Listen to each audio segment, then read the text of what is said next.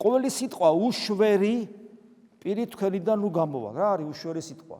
ძალიან მარტივია მის გაგება. ღვთისნების საწინააღმდეგო ემოცია, ტონალობა, აზრი ჩადებული ამ სიტყვაში და რომელსაც აქვს რეაქცია, ცუდი მოყვასზე, როცა მოყვას გულსტკენ. ეს არის უშვერი სიტყვა. ნუ გამოვა თქვენი პირიდან, არამედ რა იგი იყოს კეთილ აღსაშენებლად.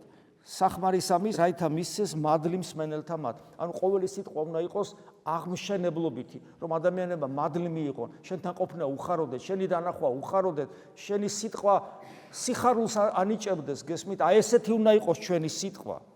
და არა ესეთი მენტორული, მაინდა-მაინც ყოველთვის მამხილებელი, რაღაცა ზემოდან მაყურებელი და ასე შემდეგ.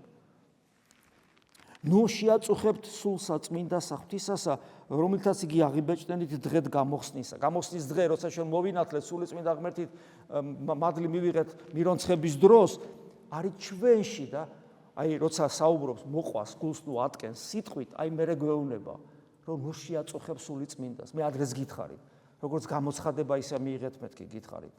არაფერისი არ ტკივა თითქოს უფალს, როგორცა ჩვენ მოყვასთან, ჩვენ ძმასთან, ჩვენ დასთან, გესმით, გვაქვს ცუდი ურთიერთობა. ძალიან ვტკეთ. ხო?